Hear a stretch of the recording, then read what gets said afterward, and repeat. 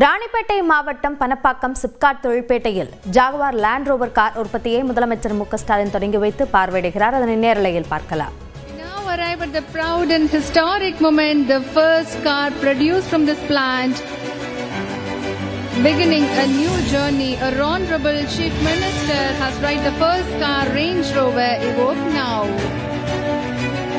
This milestone reflects dedication, excellence and a vision for the future. It symbolizes the plant's readiness to contribute to the nation's growth. Let us celebrate this memorable achievement together. மாண்புமிகு தமிழ்நாடு முதலமைச்சர் அவர்கள் Tata Motors JLR பிளான்ட்டில் முதல் car range rover இவோக்கை தொடங்கி வைத்து சிறப்பித்திருக்கிறார்கள். Tata Motors JLR பிளான்ட்டில் முதல் car range Rover Evoque இயக்கத்தை தொடங்கி வைத்து சிறப்பித்த மாண்புமிகு தமிழ்நாடு முதலமைச்சர் அவர்களுக்கு மனமார்ந்த நன்றிகளை தெரிவித்துக் கொள்கின்றோம்.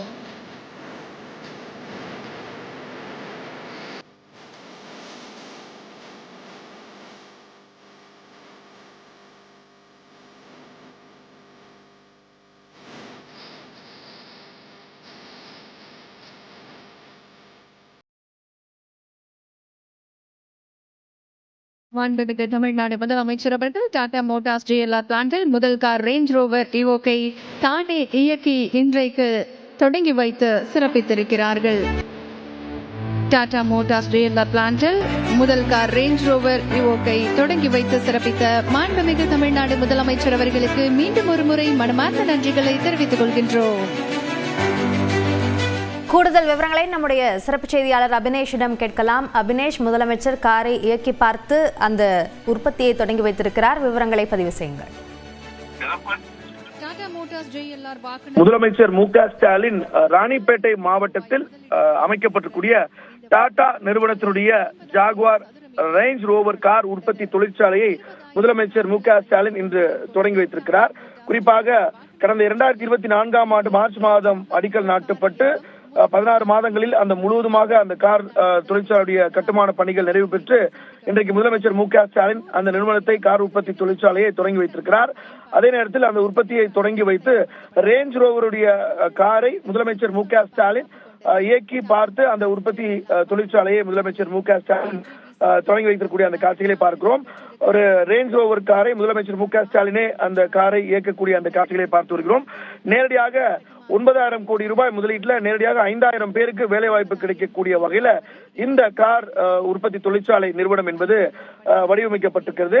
முதலமைச்சர் மு க ஸ்டாலின் மற்றும் டாடா நிறுவனத்துடைய தலைவர் சந்திரசேகரன் ஆகிய இருவரும் காருக்குள் இருக்கக்கூடிய அந்த காட்சிகளை பார்க்கிறோம். முதலமைச்சர் மு க ஸ்டாலின் சீட் பெல்ட் அணிந்து அந்த ரேஞ்ச் புதிதாக உற்பத்தி செய்யப்பட்டக்கூடிய அந்த ரேஞ்ச் ரோவர் காரை முதலமைச்சர் மு க ஸ்டாலின் இயக்குகிறார். அவரோடு டாடா குழுமத்தினுடைய தலைவர் துரை சந்திரசேகர், டாடா குழுமத்துடைய தலைவர் சந்திரசேகரும் உடன் இருக்கிறார். நேரடியாக 5,000 பேருக்கு இந்த நிறுவனத்தின் மூலமாக வேலை வாய்ப்பு கிடைக்கக்கூடிய வகையில அந்த நிறுவனம் என்பது நேரடியாக பணி நிமிர்த்த போறாங்க. அதே போல மறைமுகமாக அந்த ராணிப்பேட்டை மாவட்டத்தில் இருக்கக்கூடிய பல்வேறு இளைஞர்களுக்கும் இந்த நிறுவனத்தின் மூலமாக வேலைவாய்ப்பு கிடைக்க போகிறது. ஆண்டொன்றுக்கு 2 லட்சம் கார்களை உற்பத்தி செய்யக்கூடிய வகையில இந்த தொழிற்சாலை அதிநவீன வசதிகளோடு துவக்கப்பட்டு டிசைன் பண்ணப்பட்டிருக்கிறது. முதலமைச்சர் மு க ஸ்டாலின் கொடியசைத்து அந்த கார் உற்பத்தி தொழிற்சாலையை துவங்கி வைக்கக்கூடிய அந்த காட்சிகளை பார்த்து வருகிறோம். அபினேஷ், இப்போ அங்கேயே தமிழ்நாட்டிலேயே இது உற்பத்தி செய்யப்படுவதன் காரணமாக அதனுடைய விற்பனை விலையில் ஏதேனும் மாற்றம் அல்லது குறைவான விலையில் கிடைப்பதற்கு வாய்ப்பு இருக்கிறது போன்ற அது போன்ற அம்சங்களுக்கெல்லாம் வாய்ப்பு உள்ளதா? ரேஞ்ச் ரோவர் அப்படிங்கிறது ஒரு பிரீமியம் செக்மெண்ட் கார். அதை பொறுத்த வரைக்கும் ஒரு SUV டைப்ல பிரீமியம் செக்மெண்ட் கார்.